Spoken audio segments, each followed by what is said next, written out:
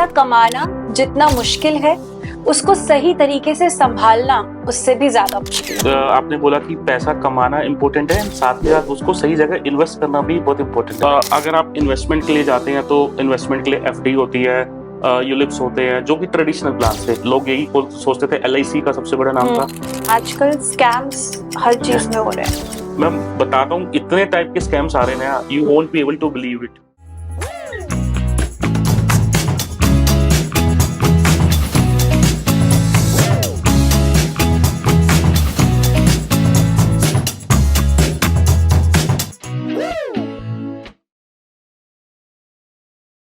Welcome to the another episode of It's Real Talk podcast for you. From tax tweaks to investment tips, this episode will help you make sense of your finance. पैसा कमाना जितना मुश्किल है, उसको सही तरीके से संभालना उससे भी ज्यादा मुश्किल है. Money matters, and today we have someone who knows it all. Let's welcome CA Deepak Gupta with us. Thank you Divya, and thank you for inviting on the show. Like आपने बोला कि पैसा कमाना इम्पोर्टेंट है, and साथ के साथ उसको सही जगह इन्वेस्ट करना भी बहुत इम्पोर्टेंट है। So it is very much important that we are investing our money, because it is a hard earn money, and if we do not invest it wisely, then there is no benefit of earning that much money. So we should invest it, and we should have it keep our goals, so that future goals we set it, and accordingly we invest our money, we manage our finances. So that is important. So these all things we will be discussing in our today's episode, that how the hard earned money we can invest, and where we can invest, how we can invest, so that we can grow it over the period of time. Right actually ये हम सबको पता है कि invest करना बहुत जरूरी है। और अगर मैं अपनी भी बात करूं तो मुझे शायद बहुत चीजों की नॉलेज है, लेकिन एक बहुत बेसिक चीज है जो कि है इन्वेस्टमेंट, उसकी शायद मुझे बिल्कुल नॉलेज नहीं है। और मेरी तरह बहुत सारे व्यूअर्स हैं हमारे जिनको ये ज्ञान ही नहीं है कि अपने पैसे को किस तरीके से इन्वेस्ट करना है। So let's start this podcast और इन्वेस्टमेंट से ही शुरू करते हैं कि इन्वेस्टमेंट सेविंग ये कितनी जरूरी है लाइफ में। देखिए, investment and saving is very much important. Like आपने बोला कि आपके जैसे बहुत सारे लोग हैं, मैं डेली इतने लोगों से मिलता हूँ, and I have seen many people कि they are earning in crores, but they are not saving a single penny. अगर मैं उनको बोल देता हूँ कि 5,000 10,000 रुपीज आप इन्वेस्ट कर लीजिए, they are not able to invest 5,000 10,000 rupees. Reason being they have have so many liabilities. As soon as you start earning nowadays, the youth, what they are doing it, they are spending it. They are not thinking about the future, they are not thinking about the saving. They just think that 50,000, let's suppose someone is earning, then he is spending 70,000, because everybody is having the credit card nowadays. So people are earning less, spending more. So like the example which I was giving for 1 crore people, 1 crore rupees, a person is having a salary of 1 crore rupees, but he is not able to invest 10,000 20,000 rupees in a month. Reason being, he has taken a luxury car, he has taken the home loan, luxury home he has taken. For that he needs to pay the EMI of 2 3 lakhs rupees, then luxury car EMI, then his lifestyle has completely changed. So now his monthly income, let's suppose 1 crore package if he is having, so monthly he will be earning 7 8 lakh rupees. So that 7 8 lakh rupees, whatever he is earning, that amount is going for the installments or for all these things, but not into the saving, not thinking about the future. So it is very much important for today's generation to start, as soon as they start earn, they should start investing as well. Let me give you one example. A person, let's suppose he has started his job at the age of 25 years, and 25 years he has started, let's suppose, an investment of 10,000 rupees for a let's suppose period of 30 years, if he is doing the investment. So after 30 years, that person will be getting approximately 3.5 crore, right? Similarly, person B, let's suppose if he starts his investment 15 years later, after half of the time spent, and he is starting, let's suppose, 20,000 rupees. So you will be saying, sir, in both the case, the amount invested is the same, because he has started the 20,000 rupees, the person was started with the 10,000 rupees. But the person two will be earning after 15 years 1 crore rupees only. So there's a huge difference of 2.5 CR. So that one person needs to understand. Secondly, emergency and exigency can come to anybody. Nowadays, people think that we have the insurance. Hmm. I've seen many cases where, at the time of when we are claiming the insurance, sometimes, insurance claim is not approved. Hmm. Insurance company says this is not accepted, and this is not allowed due to various reasons. So that time, where will you go? And in the beginning, you have incurred so many expenses, and you are, increasing your debt. Hmm. Instead of increasing your debt, you should be thinking about the investment. You should be thinking about how to build your corpus, how to build your capital. Hmm. If you don't do that, then in future you will be into the financial trap. Hmm. Right. तो किस step से, मतलब अगर आज मैंने कमाना शुरू किया है, तो किस मोमेंट से मुझे सेव करना चाहिए, कितने हिसाब से मुझे कितना पोर्शन सेव करना चाहिए, किस तरीके से चलना चाहिए? देखो, as soon as start earning, I would say that you start saving, right? So everybody is having the different financial needs. You should understand, or you should create your budget. Like how much amount do you need for your monthly spendings? How much amount do you need for your day-to-day expenses? And I would say that initially, your savings will be less. Reason being, if a person is, let's suppose, earning 50,000 rupees, and nowadays 50,000 everybody can earn. Like the youngsters, those who are coming into the job. So I'm assuming 50,000 to 1 lakh average package, the nowadays people are getting it. So 50,000 if you're earning, and out of that 50,000 you can save, let's suppose, 20%. That is also good enough for them to start their investment. I'm not talking about that if earning 50,000 start saving for 30,000, 40,000. No, start with the little steps. Even with 10,000 rupees, if person starts to at the age of 20, 25, then he will be able to build the corpus over a period of time. So if he is able to build the corpus of, let's suppose, into 30 years, 1 crore rupees, and from that corpus, if keep on withdrawing as well, then also he will be able to, use that amount for the longer period of time. Okay. And जब हम saving की बात करते हैं ना, तो specially हमारा ये इंडियन माइंडसेट है कि सबसे बड़ी सेविंग होता है कि अपना घर बना लो। जैसे ही जॉब करना शुरू कर रहे हो, फटाफट पहले अपना घर बना लो, क्योंकि जब तक आपका घर नहीं है तो आपकी कोई सेविंग ही नहीं है लाइफ में। तो how true is that? And also there is a mentality कि आज का जो यूथ है, आज की जो जनरेशन है, they are changing and they are saying कि घर क्यों खरीदना है, इससे अच्छा उतना अमाउंट आप अच्छे घर में और बेटर लाइफस्टाइल में रहो और रेंट पे रहो। तो क्या चीज माननी चाहिए और क्या सही है? देखिए, if you talk about the finance, because देखो, घर खरीदना जो हमें बचपन से ही सिखाया जाता है कि as soon as start earning you should have your own houses, right? So वो एक इमोशनली हमें बचपन से इस चीज के लिए प्रिपेयर किया जाता है कि आपके पास एक अपना घर होना ही चाहिए। बट अगर मैं प्रैक्टिकली देखूं और फाइनेंशियली देखूं, तो if you buy a home, let's suppose in Delhi और दिल्ली एनसीआर, एक मिनिमम घर हमें 2 करोड़ से कम का नहीं मिलेगा, राइट? 2 करोड़ का आप घर लेते हो, एंड अगर आप 2 करोड़ रुपए आपके इन्वेस्ट कर देते हो, तो आप इजिली उससे 18 से 20% की रिटर्न्स कमा सकते हो।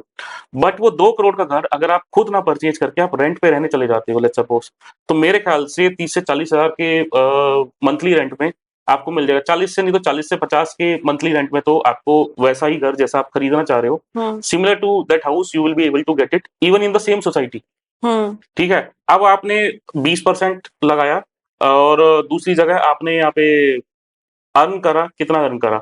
30,000, 40,000 रुपए, या फिर 30,000, 40,000 आपने रेंट पे दिया, एंड आपकी इन्वेस्टमेंट जो हो गई 20% of the 2 crore means 40 lakh rupees. तो 40 लाख रुपए आप साल का सेव कर सकते हो if you do not by the house, and if you keep staying into the rented house. तो रेंटेड हाउस में रहने की आपकी कॉस्ट 6 लाख रुपए आती है, and same amount if you invest somewhere, then आप उस अमाउंट से 40 से 50 lakh, depending on the amount, you will be able to save that amount. तो फाइनेंशियली अगर आप देखो, तो आई वुड से दैट कि उससे आपको बेटर है कि आप कहीं इन्वेस्ट कर दीजिए, whether in the stock market, whether in the mutual fund. आप आराम से 18 से 20% की रिटर्न आराम से मिल जाएगी आपको। एंड रेंट पे आप रहिए, जिस मर्जी घर पे रहना है, आपकी कोई लाइबिलिटी भी नहीं है रेंट पे। रेंट पे आपको ना मेंटेनेंस देनी है, ना ही आपको you need to take care of the property as well. So these expenses are also not there, but if you are buying the house, तो वो सारे एक्सपेंसेस हमें इंकर करने पड़ेंगे। तो अगर हम इस स्टेप को मानते हुए चले कि हमने लगभग, अगर वो 40 लाख रुपीस कहीं इन्वेस्ट कर दिया instead of buying a house, तो अगर अब ये मैं 40 लाख को इन्वेस्ट करना चाह रही हूँ, तो ये मैं कहाँ करूँ? म्यूचुअल फंड में करूँ, एसआईपी करूँ? क्या क्या क्या चीजें होती हैं और क्या क्या सबकी वैल्यू? अगर आप इन्वेस्टमेंट के लिए जाते हैं, तो इन्वेस्टमेंट के लिए एफडी होती है, यूलिप्स होते हैं, जो कि ट्रेडिशनल प्लान्स थे, हम्म। जो कि मैं बोलूंगा कि आज से 15-20 साल पहले चलते थे, क्योंकि Right. उस टाइम पे लोग यही सोचते थे, एलआईसी का सबसे बड़ा नाम था कि एलआईसी करा दो, बट आज के टाइम पे वो सब नहीं चलते, वो सारे ऑब्सोलीट हो चुके हैं। These are the obsolete products nowadays. So nowadays क्या तो यूथ जो कर रहा है, they are doing into the stock market, but that I will say the risky affair है, क्योंकि आप स्टॉक मार्केट में इन्वेस्ट करते हो तो you will keep on tracking that thing. 3 बजे तक आप कंप्यूटर की स्क्रीन के सामने बैठे रहते हो, आपका नुकसान होता है तो परेशान हो जाते हो, थोड़ा सा फायदा होता है तो लालच आता है, फिर और इन्वेस्ट करते हो, एंड उसके बाद धीरे धीरे क्या ऑप्शन ट्रेडिंग्स में चले जाते हो आप, and after that you lose all your hard and money. सबसे सेफ ऑप्शन, सबसे बेस्ट ऑप्शन जिसमें आपको ज्यादा कुछ नहीं करना पड़ता, म्यूचुअल फंड्स है आज के डेट में। Mutual Okay. फंड्स में अगर आप इन्वेस्ट करते हो तो आपको एक बार अपना पैसा डाल देना उसमें, hmm. Over a period of let's suppose 3-4 year 5 year आपने उसे छोड़ दिया, and it will be able to give you 15 to 18% return minimum. Okay. बहुत सारी स्कीम्स ऐसी हैं जो 30, 40, 50, इवन लास्ट ईयर अगर आप देखोगे 60% से ज्यादा भी कुछ स्कीम्स ने रिटर्न्स दी हैं। सो अगर मैं बोलता हूँ कि मेरे को 20% की भी रिटर्न ऑन एन एवरेज मिल जाती है विदाउट स्पेंडिंग माई टाइम, मैंने आज लगा के छोड़ दिया, 5 साल के बाद ठीक है, या 3 साल बाद मैं देखता रहूं, बस इतना ही चाहिए बस मुझे, and I will work on my profession, चाहे मेरी जॉब के ऊपर या मेरी स्किल्स के ऊपर, I will keep working on that. अगर मैं मेरी मेन सोर्स ऑफ इनकम बढ़ाता हूँ, if I increase my main source of income, let's suppose salary में बहुत हूँ मैं, तो अगर मेरी सैलरी डबल होती है देन ऑब्वियसली आज मैंने 40 लाख इन्वेस्ट किया, कल मैं उसको 40 से 80 लाख भी इन्वेस्ट कर सकता हूँ। अगर मैं स्टॉक मार्केट में घुस जाऊंगा तो ना तो मैं मेरे जॉब में ध्यान दे पा रहा हूँ एंड ना ही मैं मार्केट से पैसा कमा के पा रहा हूँ। सो बेटर है म्यूचुअल फंड्स में इन्वेस्ट कर रहे, 20% की रिटर्न भी अगर आपको आ जाती है then it is very good for a person जो इन्वेस्ट कर रहा है, एंड उसका 3 से 4 साल में पैसा डबल हो जाएगा। तो म्यूचुअल फंड और एसआईपी और स्टॉक मार्केट, ये इन तीनों में क्या सिमिलैरिटी है? क्योंकि एक जैसा लगता है म्यूचुअल फंड, और कभी कभी कंफ्यूजन होता है कि म्यूचुअल फंड और स्टॉक मार्केट क्या एक ही चीज है? सो देखो बहुत से लोगों को लगता है कि mutual fund and stock market, mutual fund and SIP same है। फर्स्ट ऑफ ऑल तो वो कंफ्यूजन दूर करता हूँ, म्यूचुअल फंड और एसआईपी डिफरेंट है। Mutual fund is the way of investing, and SIP उसका पार्ट है। सो लेट्स सपोज एक एग्जांपल से समझते हैं, पहले के टाइम पे हम एफडी करते थे और आरडी करते थे। तो रिकरिंग डिपॉजिट में क्या होता था, हर महीने लेट्स सपोज हमने रिकरिंग डिपॉजिट करी 5,000 रुपीज की, तो एवरी मंथ 5,000 रुपीज हमारा डिपॉजिट होता रहता था हमारे बैंक अकाउंट से। एंड फिक्स डिपॉजिट में क्या होता था कि हमने लमसम 1 लाख की एफडी कर दी, या 2 की कर दी, 5 की कर दी, ऐसा हो गया। सिमिलर वे म्यूचुअल फंड में 2 तरीके से इन्वेस्ट कर सकते हैं हम।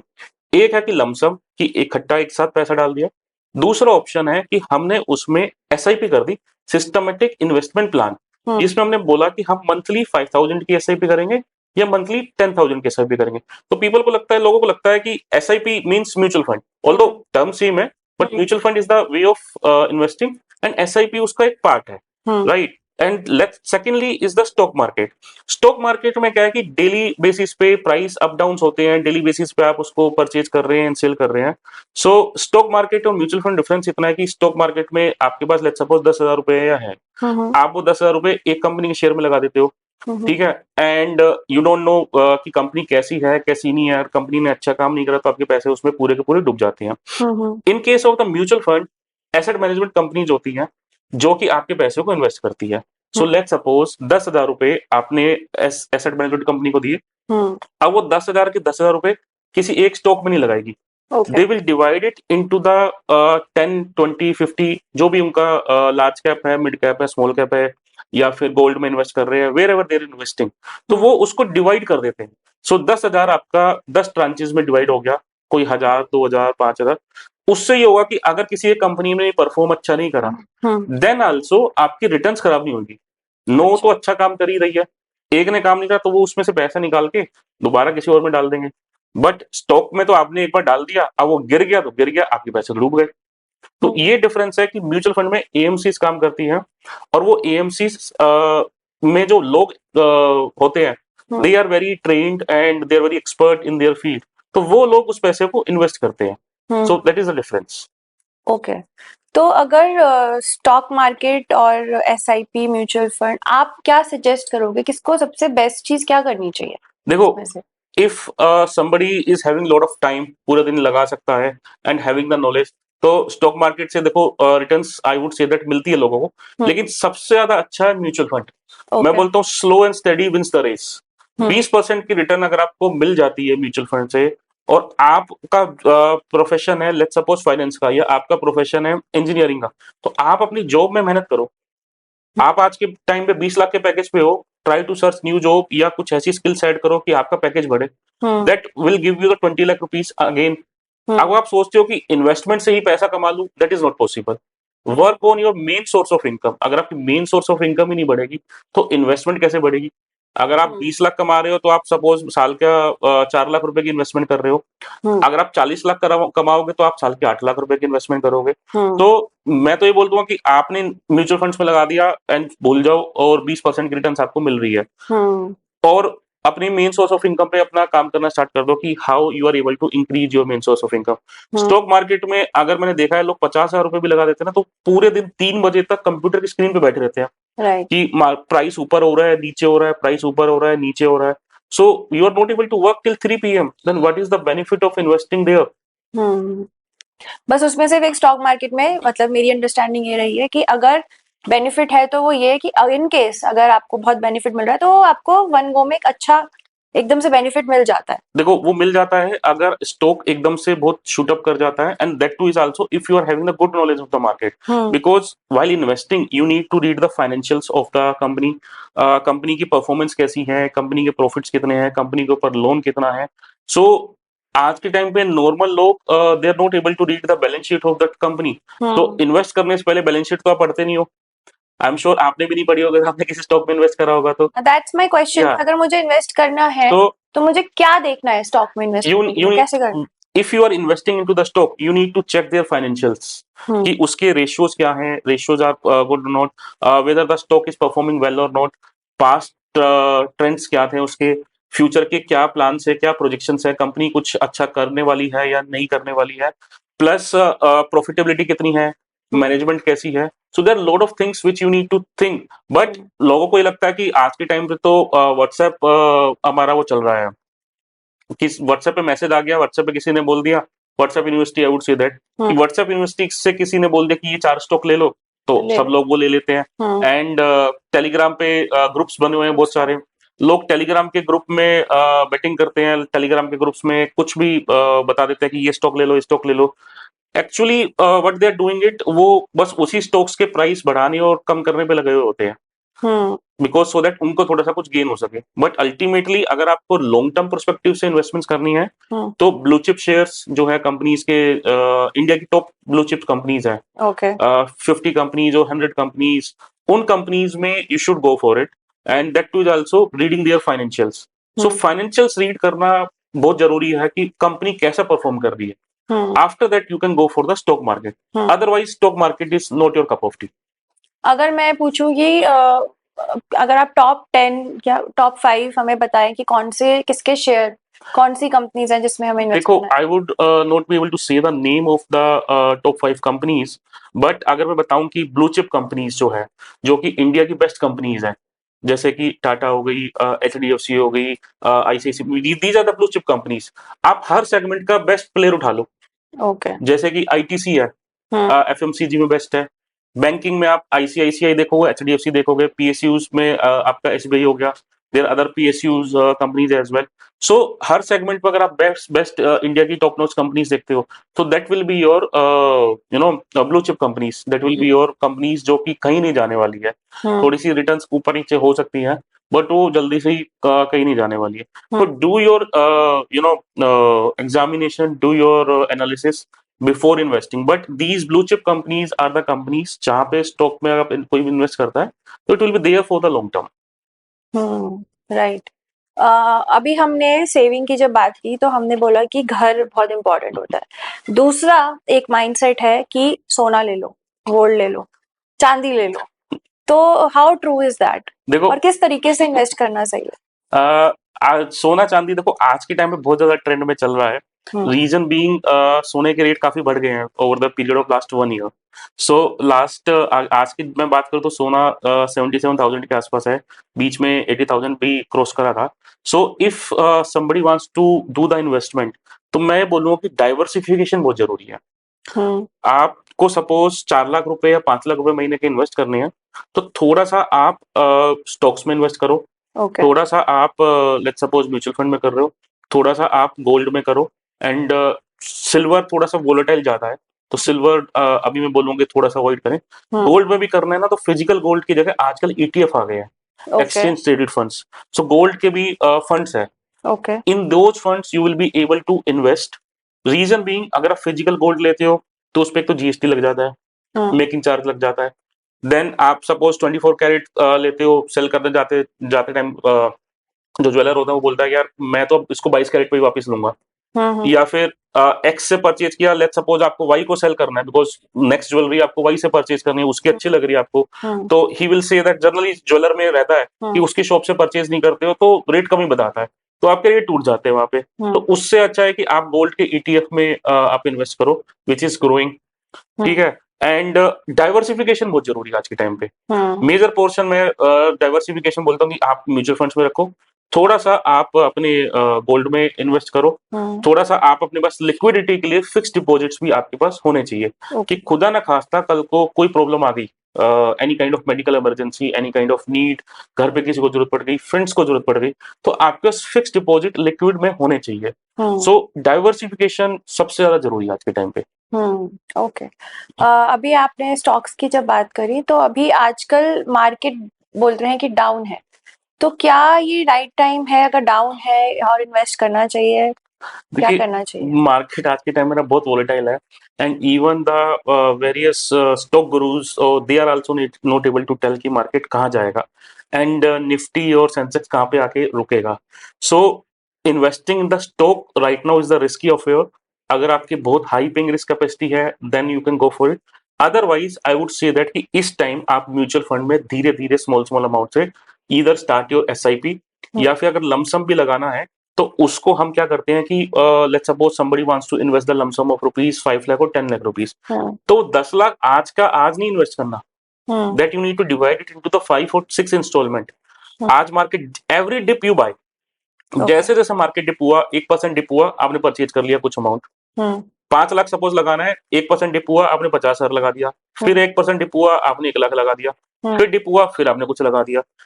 तब तो आपके लिए अच्छा है, क्योंकि वो आपको जैसे जैसे नीचे गिरता जाएगा उतनी उतनी आपको ज्यादा यूनिट्स मिलती जाएगी, उतने उतने आपको ज्यादा शेयर्स एक तरह से मिलते जाएंगे। बट अगर आपने एक साथ लगा दिया सपोज आज के टाइम पे, और उसके बाद मार्केट क्रैश हो गया और गिर गया, देन आप बोलोगे यार अभी तो रिकवर करने में मुझे टाइम लग जाएगा। बट 1 लाख लगाया था आज एंड धीरे धीरे नीचे गिरता जा रहा है, नीचे गिरते गिरते के साथ ही हम और पैसा लगा रहे हैं उसमें, then it will give the good return in the long term. Stock market I would suggest कि अभी उससे अवॉइड रहे, क्योंकि बहुत वोलेटाइल चल रहा है market, so we don't know कि कैसी रिटर्न्स एक्सपेक्ट करेंगे फ्यूचर में। म्यूचुअल फंड में बंदा जा सकता है अगर वो तरीके से इन्वेस्टमेंट करे तो। ओके।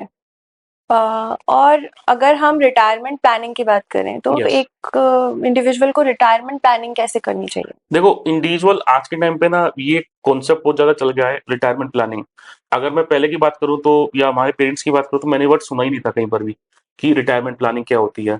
बिकॉज पुराने लोग तो 70 साल में 80 साल में भी काम कर रहे होते थे। बट आज का जो यूथ है ना, वो जब भी मेरे पास आता है तो वो एक चीज बोलता है, सर हमें ना रिटायरमेंट प्लानिंग करनी है, आप हमारी रिटायरमेंट प्लानिंग करा दो। सो एवरीवन सेज कि सर देखो आज के टाइम पे ना हम इतना काम कर रहे हैं, इतना हेक्टिक एनवायरनमेंट है, इतने कंप्यूटर्स पे पूरे दिन लगे रहते हैं, तो we want to work till the 50 years of the age. 50 साल के बाद हमें रिटायर हो जाना है। ठीक है, हमने जॉब करनी स्टार्ट कर दी लेट्स सपोज 25 साल, एंड हम 25 साल और काम करेंगे, and at the age of 50 we want to retire, या मैक्सिमम 55 पे हम रिटायर हो जाना चाहते हैं। एंड रिटायर होने के बाद वी वांट टू ट्रेवल, या we want to explore the world, या we want to pursue our hobbies, चाहे म्यूजिक है, चाहे डांस है, या वट एवर। सो वो हम करना चाहते हैं, बिकॉज वो सब चीजें हम हमारी जॉब के साथ नहीं कर पा रहे हैं। तो रिटायरमेंट के लिए सबसे अच्छा है कि आप म्यूचुअल फंड में जाए। म्यूचुअल फंड में इन्वेस्ट करते हैं तो म्यूचुअल फंड में एक टर्म होती है सिस्टमेटिक विड्रॉल प्लान। जैसे मैंने बताया आपको एसआईपी, आप 25 साल एसआईपी कीजिए initially first 25 years, and at the age of let's suppose या 30 साल तक आप मैं बोलता हूँ कि आप एसआईपी कर लीजिए। अगर आप 20,000 की एसआईपी कर लेते हैं at the age of till 30 years, 25 साल से स्टार्ट करा 55 तक की आपने 20 साल के लिए स्टेप अप एसआईपी कर ली, तो आपके पास एक बहुत अच्छा कॉर्पस इकट्ठा हो जाएगा। आई थिंक आपके पास 60 करोड़ के कॉर्पस उसमें इकट्ठा हो जाएगा, एग्जैक्ट अमाउंट अभी नहीं बता रहा हूँ। 60 crore you are having at the age of 55, okay. अब उस 60 करोड़ में से एवरी मंथ लेट्स सपोज आप निकालना चाहते हो 3 से 4 लाख रुपए, hmm. Because you are not working, तो आपके डे टू डे जो के एक्सपेंसेस है, आपको ट्रेवल भी करना है, सो आप उसमें से 4 से 5 लाख रुपए भी निकाल लेते हो ना, देन आल्सो आपका वो कॉर्पस कभी खत्म नहीं होगा। तो वो okay. 60 crore still it will keep on growing. तो अगर आप उसको अनदर 20 साल भी कम कर लेते हैं उसको कंटिन्यू, तो आपको लगेगा कि 60 करोड़ तक खत्म हो जाएगा मेरा, क्योंकि मैं हर साल उसमें से विड्रॉ कर रही हूँ, but it will not complete, it will not and, it will grow. And वो मेरे ख्याल से 80-90 करोड़ के आसपास आपका पहुंच जाएगा। रीजन बीइंग, आप 60 करोड़ में से पहले मंथ में आप सिर्फ निकाल रहे 4 से 4 लाख, बट आपका rest of the amount is still invested at the rate of 15%। तो जो इन्वेस्टमेंट चल रही है वो तो चलती रहेगी, हर महीने आप 4-4 लाख रुपए निकाल रहे हो, तो उससे कुछ नहीं होने वाला, तो कॉर्पस बढ़ता ही जाएगा। तो उस तरीके से आप एक रिटायरमेंट प्लानिंग आप कर सकते हैं, रिटायर हो सकते हैं, if you do the planning at the beginning, okay. Then it will be good. अभी आपने बोला स्टेप अप एसआईपी, तो ये स्टेप अप एसआईपी क्या होता है? देखो, एसआईपी और स्टेप अप एसआईपी में एक थोड़ा सा डिफरेंस है। एसआईपी एक सिमिलर अमाउंट की एसआईपी एवरी ईयर हम करते हैं। लेट्स सपोज हमने एसआईपी स्टार्ट करी 10,000 रुपीज से, तो every year it will B for the 10,000 rupees. But step up SIP में क्या होता है कि हमने बोला कि हम एक स्टेप बढ़ के एसआईपी करेंगे। ऐसे बताता हूँ, पहले नीचे की स्टेयर थी 5,000 की, अब ऊपर चढ़े तो थोड़ा सा ऊपर आ गए। सो अब वो स्टेप अप आप 5% का भी कर सकते हो, 7% का भी कर सकते हो, 10% का भी कर सकते हो। Why step up SIP is important? Reason being, inflation हर साल बढ़ रहा है, तो जो 5,000 रुपए आज इन्वेस्ट कर रहे हैं, उस 5,000 की value after 20 years will be nothing. So we need to cover the inflation as well, because हर साल जब आपकी जॉब है तो मैं मान के चल रहा हूँ कि 10% की ग्रोथ तो हर पर्सन को मिलती है, ठीक है। So every year if your salary is increasing by 10%, तो आप अपनी सेविंग को भी, इन्वेस्टमेंट को भी 10% से बढ़ा दो। सो आज आप 5,000 की इन्वेस्टमेंट कर रहे हो, next year it will be 5,500, so it will cope up the inflation. 20 साल बाद जाके आपको ऐसा नहीं लगेगा कि यार मैं तो खाली 5,000 इन्वेस्ट कर रहा था बस। So it will be as per the inflation, it will grow. Right, okay. Next question मैं ये पूछना चाहूंगी कि आजकल स्कैम्स हर चीज में हो रहे हैं, तो इवन अभी ये स्टॉक मार्केट की बात करें, ग्रुप्स बन गए हैं, ग्रुप्स में बहुत सारी चीजें सुनने को मिलती हैं, आप इतने पैसे डाल दीजिए आपको इतना मिलेगा, and there are like lot of scams. तो हमें स्कैम्स के बारे में बताइए, स्कैम से प्रोटेक्शन कैसे लेनी है उसके बारे में। देखिए, आज के टाइम पे ना, यूथ, इवन एजिड पर्सन्स और everyone, they need to be very aware of all these scams.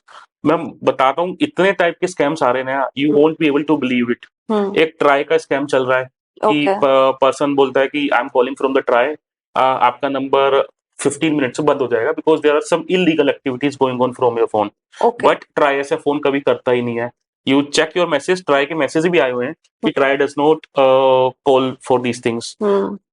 Message आते हैं कि कॉल आता है कि we are calling from the custom department, आपका एक पैकेज पकड़ा गया है which you are sending to the X number of countries, Singapore, Bangladesh, Malaysia, wherever, and there are lot of illegal documents, उसमें ड्रग्स हैं, उसमें पासपोर्ट हैं, आपके 10 पासपोर्ट है उसमें। So how you are doing it, आप इलीगल एक्टिविटीज कर रहे हो। वो आपको डरा देगा ऐसा, तो आपको लगेगा कि ठीक है भाई, फिर वो आपको बोलेगा कि पैसे ट्रांसफर करो इस नंबर पे, आप कर दोगे, डर जाओगे।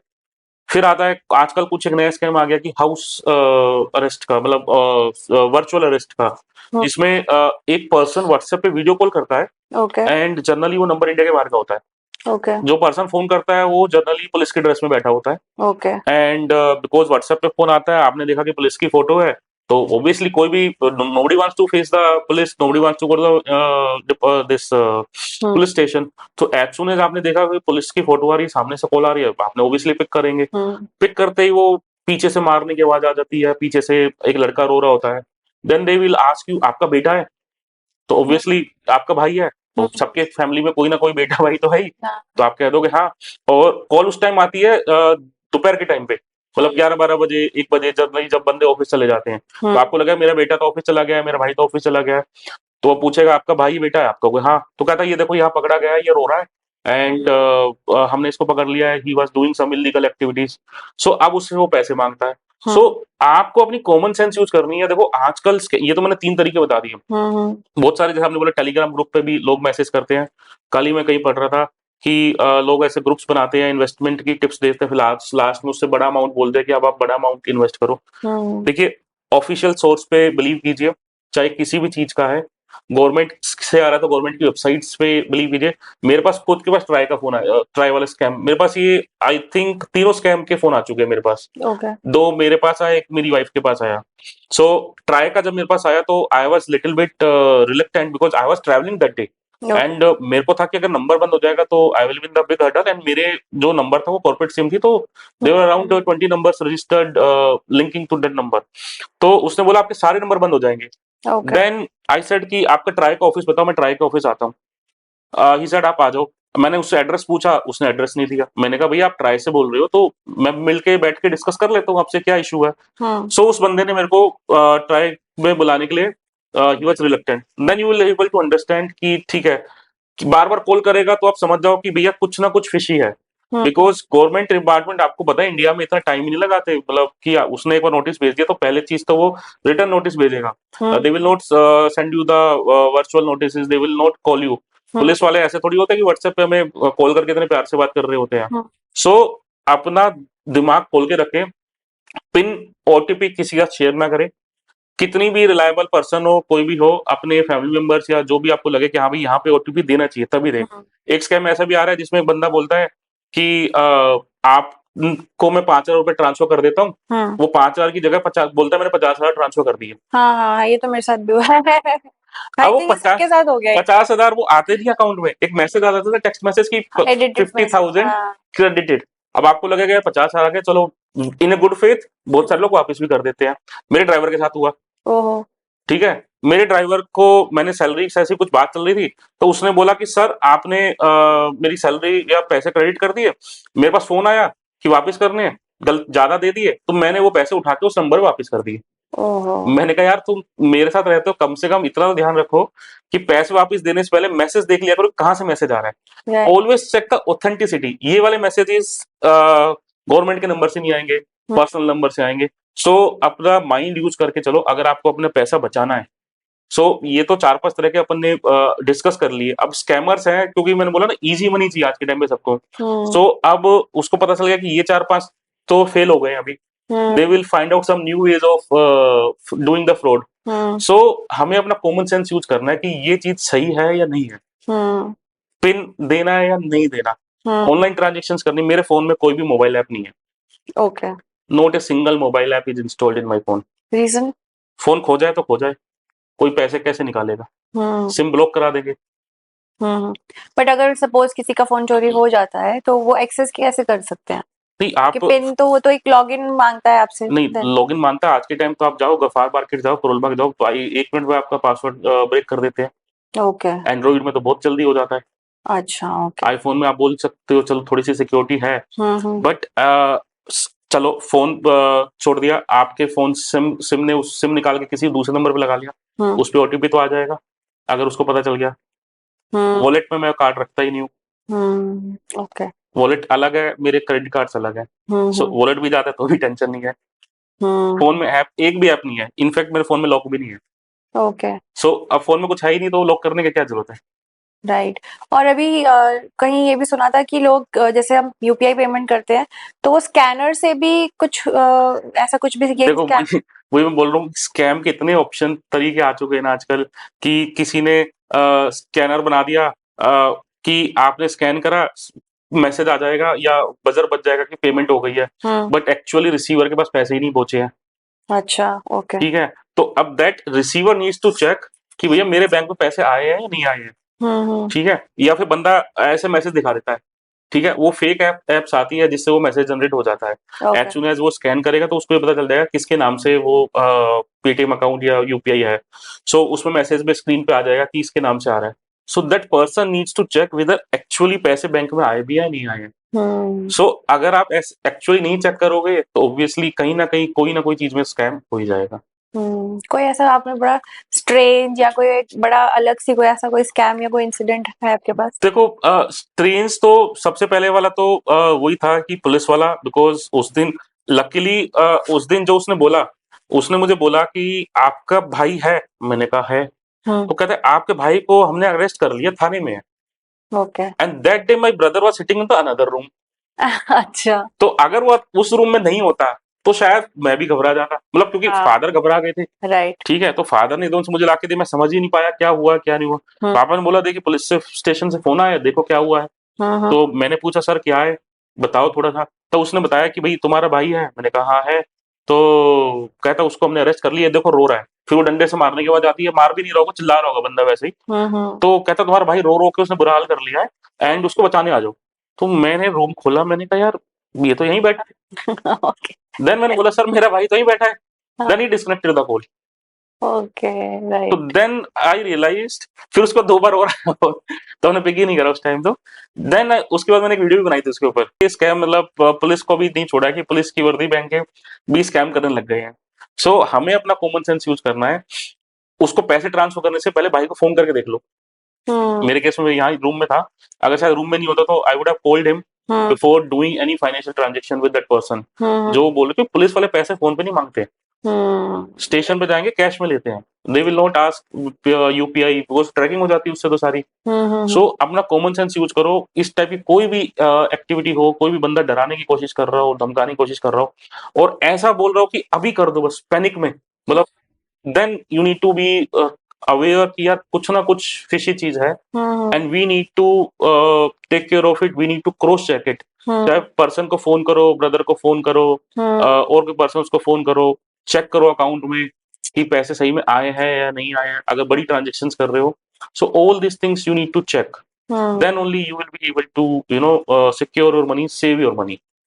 अगर जैसे तुरंत हो जाता है, जब ऐसा कुछ हमारे पैसे डिडक्ट हो जाते हैं, तो इसका कोई क्योर नहीं है उसके बाद देखो नहीं होता? अगर डिडक्ट हो गए ना तो मैं बोलूंगा कोई क्योर नहीं है। अगर बैंक्स कोई भी कुछ नहीं बैंक्स कुछ नहीं करता। यूपीआई के केस में कुछ यूपीआई की हेल्पलाइंस है, अगर वो गलती से हो गया है कर? ओके। तब तो वापिस हो जाएगा। लेकिन अब उसमें तो आपने ओटीपी डाला है, तो हम्म। बैंक कहेगा सर ये तो आपने ओटीपी डाल दिया। हम्म। ओटीपी नहीं डालते। लेट सपोज एक फ्रॉड मैं बताता हूँ, आधार से भी कुछ फ्रॉड्स होते हैं। Okay. Person was sitting in to the Delhi, पैसे निकल गए अयोध्या से, अच्छा। ठीक है, थ्रू द आधार ऑथेंटिकेशन। कैसे? आजकल है ना छोटे छोटे गांव में आप जाओगे ना, छोटे छोटे जगह पे जाओगे तो वहां पे ना बैंक्स की जगह कुछ क्योज होते हैं, कुछ सेंटर्स होते हैं जहाँ पे आप जाओ अपने आधार से पैसे निकलवा सकते हो, आधार देके। अच्छा। ओके। दैट अकाउंट से लिंक होता है तो उससे आप निकाल सकते हो। अच्छा। अब वो पर्सन दिल्ली में बैठा है, उसका आधार किसी आधार पास के टाइम हम हर जगह दे देते हैं, गवर्नमेंट सब जगह आधार मांगती है। राइट। इवन किसी होटल में जाते हो सबसे पहले आधार मांगता है वो। तो वहां पे उसने कहीं कहीं दे दिया होगा, उसका पहुंच गया वहां पे आधार। अब वो बंदा दिल्ली में बैठा, उसके अकाउंट से 30,000 रुपए निकल गए। अच्छा। ठीक है। सो इस केस में आप बैंक जाते हो, बैंक में पहले अपना अकाउंट बंद कराते हो, बैंक में हम्म। कंप्लेंट रेज करते हो। उस केस में बैंक आपको पैसे वापस देता है क्योंकि आपने कहीं पर भी ओटीपी नहीं डाला। ओके। बट अगर आपको कोई फोन कर रहा है कि सर आपके यहाँ पास 15,000 का ओटीपी आया होगा या कोरियर आया है, आपके पास एक पिन आया होगा, आप पिन बताओ, अगर आपने पिन डाल दिया then bank will not be able to do anything. Hmm so pin किसी के साथ शेयर नहीं करना। अगर कोई फ्रॉडुलेंट ट्रांजेक्शन हुई है ऐसी जिसमें आपकी कोई गलती नहीं है, तब तो बैंक रिवर्स करेगा। थोड़ा सा आपको बैंक के चक्कर लगाने पड़ेंगे, बैंक रिवर्स कर देगा। नहीं करता फिर आरबीआई जाओ, थोड़ा सा प्रोसेस लंबा है। ओके। बट खुद पिन डाल दिया तो गॉड सेव्स यू, और कोई ऑप्शन नहीं। ओके। और ये हमारे जो पेरेंट्स हैं उनकी जनरेशन में थोड़ा सा ज्यादा है, क्योंकि वो उस चीज को यस, समझने में थोड़ा सा डर जाते ये हैं, ये कंफ्यूज हो जाते हैं। ये एक्चुअली ये जो लोग डेटा निकालते हैं ना, हम्म ये निकालते ही उन लोगों का है जो कि थोड़े से कम पढ़े लिखे हैं या फिर थोड़े एजेड हैं। हम्म ये जितने भी मैं आपको फ्रॉड्स बता रहा हूँ, ये मेरे फादर के नंबर पे आते हैं। हम्म मतलब पुलिस वाला कॉल मेरे फादर के नंबर पे आया, हम्म कस्टम का उनके पे आया, और आज से 5 साल पहले मेरे फादर के नंबर पे क्रेडिट कार्ड का भी फ्रॉड का आया था ओके। कि आपका बैंक का कार्ड एक्सपायर हो गया है, हम्म बिकॉज मेरे फादर तो यूज नहीं करते हैं। हम्म सो कॉल उसने फादर के नंबर पे करा, ही सेड कि आपका credit card debit card expire हो गया हम्म है एंड उसको रिन्यू कराना है। हम्म तो आई सेड ओके कर दो आप रिन्यू। तो ही सेड आपको मैं कुछ इन्फॉर्मेशन आई विल आस्क, आप वो इन्फॉर्मेशन दे देना। He was keep on asking, मैंने इन्फॉर्मेशन दे दी। तब उसने बोला आपका कार्ड का प्रेजेंट कार्ड का नंबर क्या है, मैंने बता दिया। प्रेजेंट का आपका ये डेट क्या है वो बता दी। ही सेड सीवीवी बताओ। तो मैंने कहा यार सीवीवी तो बैंक मना करता है, किसी को नहीं देना चाहिए। तो hmm why you are asking CVV, आपको हम्म मेरा कार्ड रिन्यू करना है ना, तो आप मेरे कार्ड रिन्यू कर दो क्रेडिट कार्ड नंबर से। आप तो हम्म बैंक से बोल रहे हो ना, बैंक का तो डेटा है मेरा सारा। हम्म नहीं नहीं सीवीवी देना पड़ेगा। मैंने कहा sir I will not give you. तो ये सारी जो फ्रॉड्स होते हैं ये ऐसे बंदों के फ़ोन पे आते हैं जो कि थोड़े से एजेड हैं या थोड़े से कम पढ़े लिखे हैं, ताकि उनको लगता है कि भैया ये बंदा तो दे देगा, ये बंदा तो हमारी बात मान लेगा, he will not be able to understand. Hmm, but मेरे घर के मेरे फादर-मदर के अकाउंट में जितने भी अकाउंट्स हैं, हुँ, वो सब में बैंक में मेरा नंबर दिया हुआ है। ओके। सो मेरे पीछे से अगर सपोज़ फादर के पास कोई फ़ोन भी आता है, तो हुँ, पापा फ़ोन सुन के रह जाएँगे, papa will not be able to give the OTP. So hmm, OTP मेरे नंबर पे आएगा। हुँ, सो कई बार ऐसा होता है, फ़ोन आता है या कई बार लिंक्स आ जाते हैं, तो ठीक है, पापा के फ़ोन पे लिंक आ रहा है, आ जाने दो, हुँ, ओटीपी मेरे पास ही आएगा। Hmm, so these things you need to take care कि भैया ओटीपी वाली चीज़ें या जो इम्पोर्टेंट चीज़ें हैं, वो क्या तो अपने पास रखो हुँ, या पेरेंट्स को या फैमिली को बता के रखो कि भैया ऐसे कोई ओटीपी माँगे, जैसे हम बोलते हैं ना कि घर पे अगर कोई आता है, तो बिना देखे गेट नहीं खोलते। राइट। तो सेम यहाँ पे है। ये फाइनेंशियल फ्रॉड्स है। वहाँ पे आपकी पर्सनल कुछ आपके साथ प्रॉब्लम हो सकती है।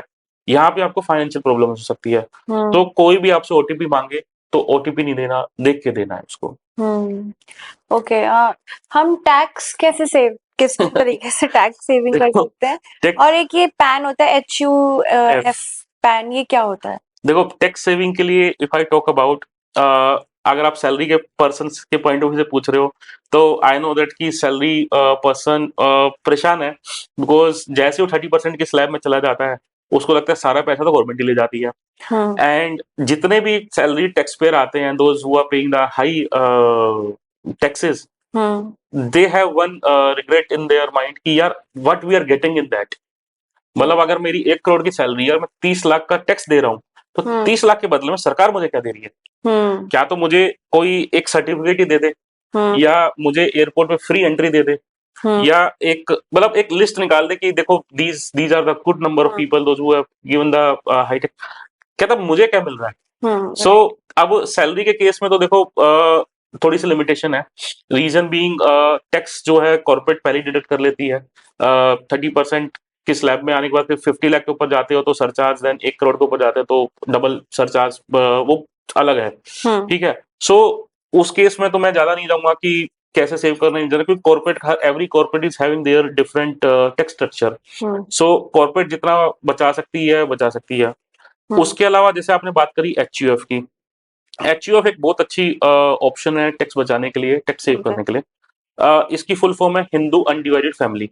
ओके, गवर्नमेंट एक ऑप्शन देती है हिंदूज़ को कि आप एक एचयूएफ क्रिएट कर लो, once you are married and you are having a baby, whether okay, male child और फीमेल चाइल्ड। हुँ, जैसे ही आपके पास एक बच्चा हो जाए, आप एक एचयूएफ क्रिएट कर सकते हो अपनी। ओके, और जैसे ही एचयूएफ क्रिएट करने के लिए आपको एक एचयूएफ डीड बनानी पड़ती है। डीड बनाने के बाद you need to apply for the PAN number. Okay, तो आप हस्बैंड एंड वाइफ 2 लोग हैं, बट आपके पास 3 पैन है। हुँ, तो न्यू न्यू टैक्स रिजीम में 7 लाख तक की इनकम एग्जेम्प्ट है। तो आपके पास 21 लाख का ऑप्शन है टैक्स सेव करने का। ओके, हस्बैंड के पास 7 लाख, वाइफ के पास 7 lakh and 7 lakh for the HUF pan.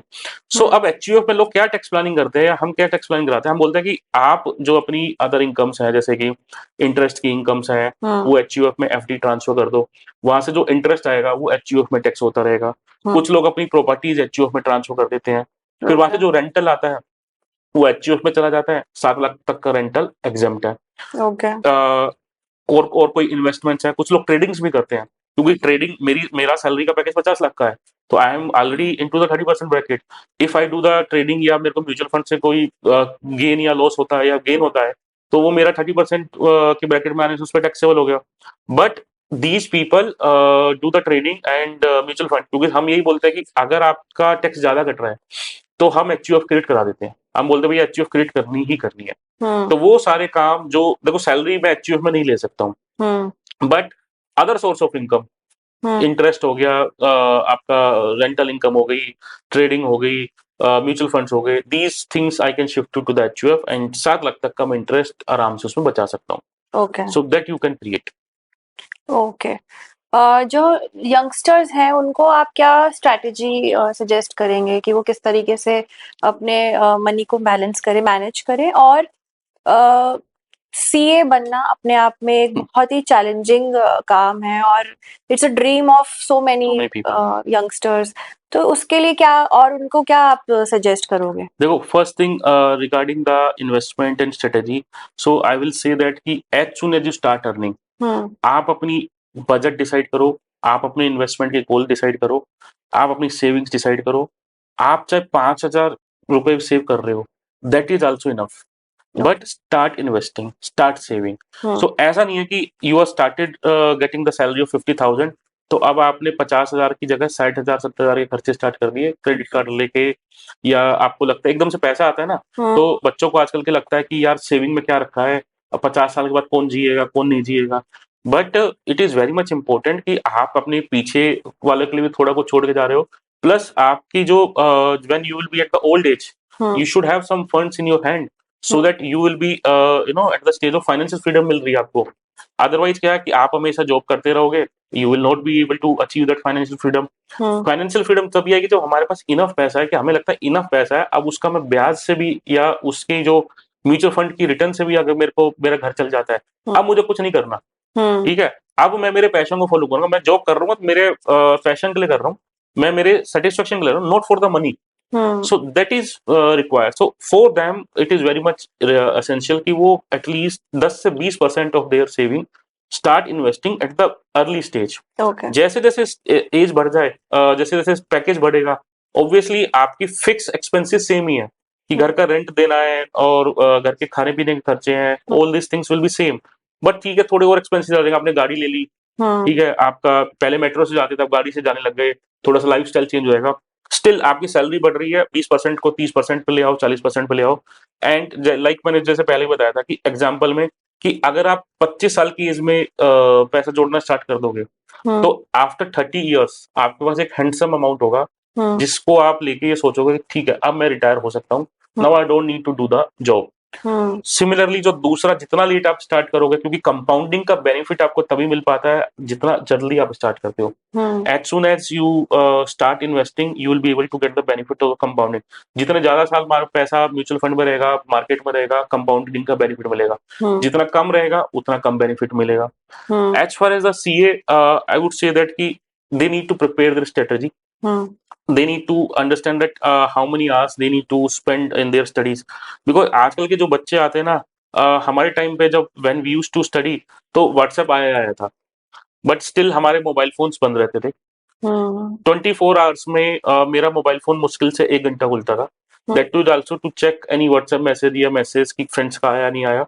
And we use to decide कि at this time we will talk, और उस टाइम पे हम ये डिस्कस कर रहे होते थे, problems we use to discuss, ना कि व्हाट्सएप पे और इंस्टाग्राम आने से ऐसा होता है ना कि एवरी टाइम कोई people is like doing this, they are wasting their time.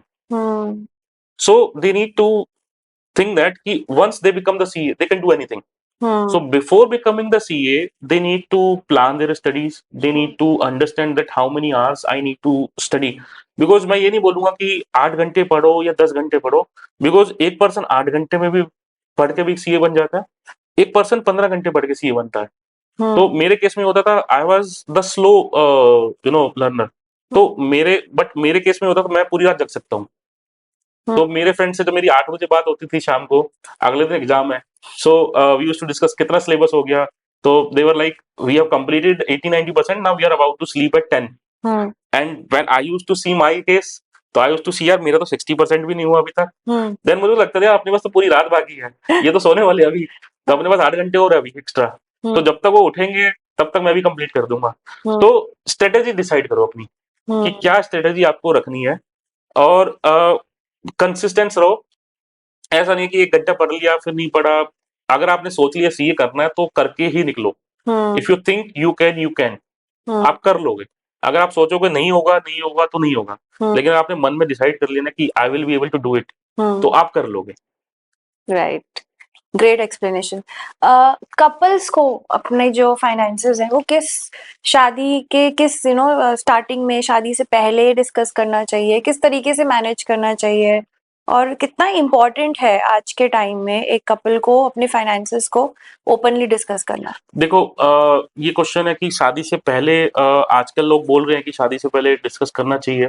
So generally ऐसा होता है कि शादी से पहले आपको चाहे अरेंज मैरिज हो या लव मैरिज हो, ये तो पता चल जाता है कि पैकेज क्या है, ठीक है, how much that person is earning, how much your spouse is earning.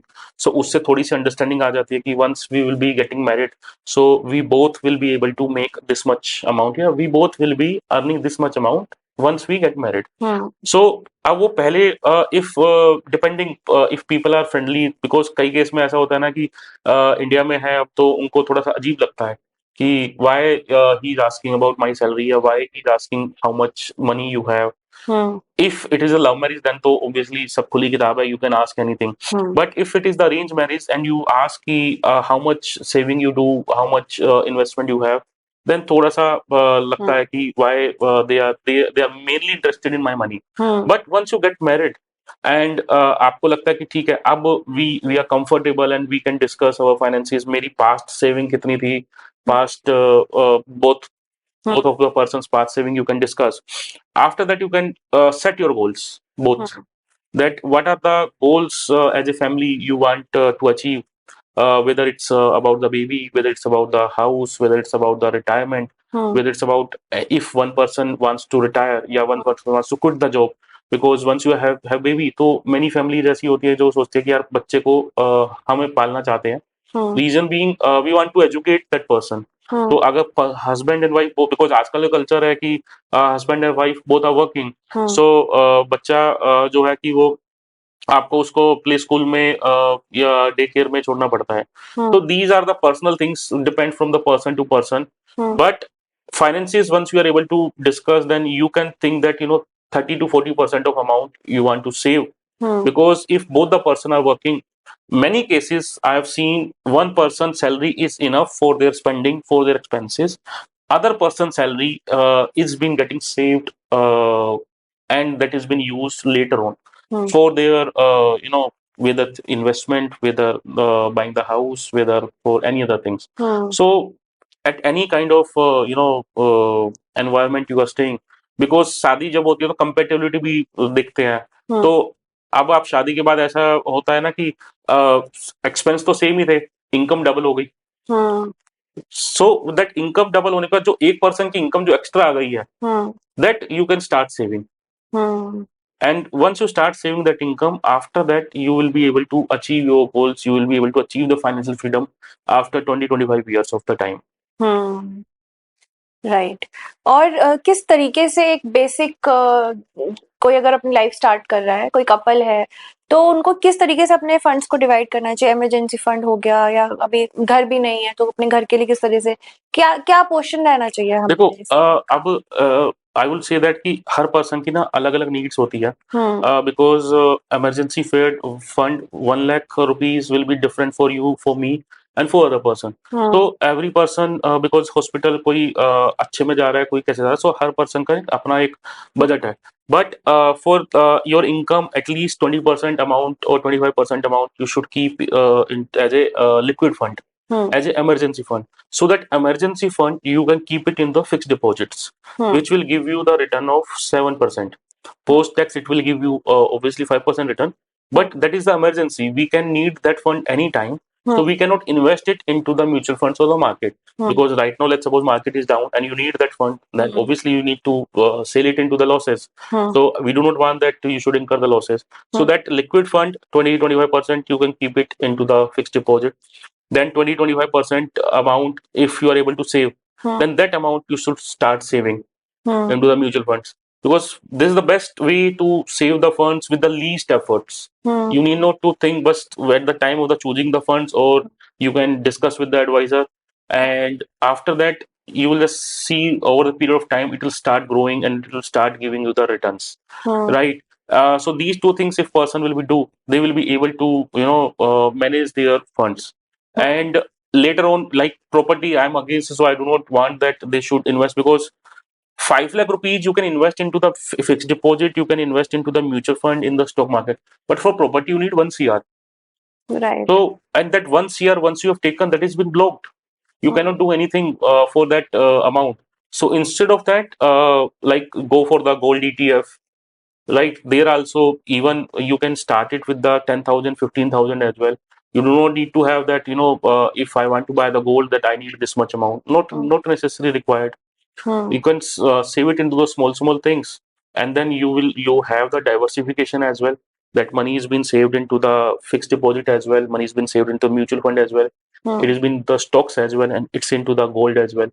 Hmm. So, and once you are very wealthy and then you think that you have the excess money, then if you want to go for the property, you can go for it. But if it is giving the returns, commercial property, you can go for it, because residential property rent is less, but in the commercial property rent is high. But that it depends if that person is having that huge capital or not.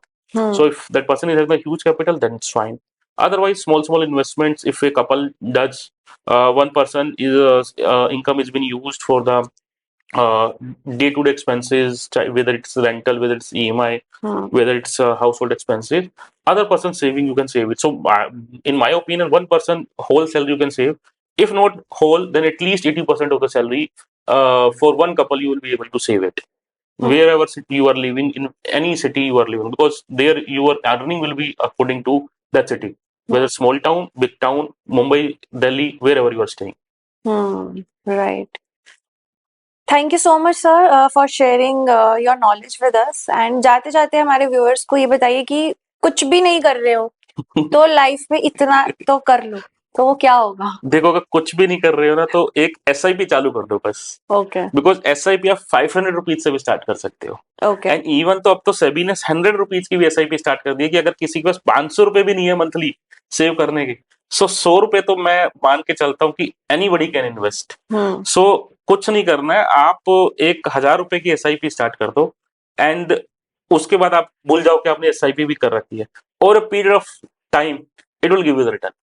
So you don't want to see कि market कैसा चल रहा है, कैसा नहीं चल रहा है, डाउन है, आप 1000 रुपए समझ लो दे दिए आपने SIP में, एंड उसके बाद आप उसकी रिटर्न्स देखना स्टार्ट करो. You will be able to understand. 2 साल बाद आप खुद ही आके कहोगे सर इस 1000 को 10,000 कर दो.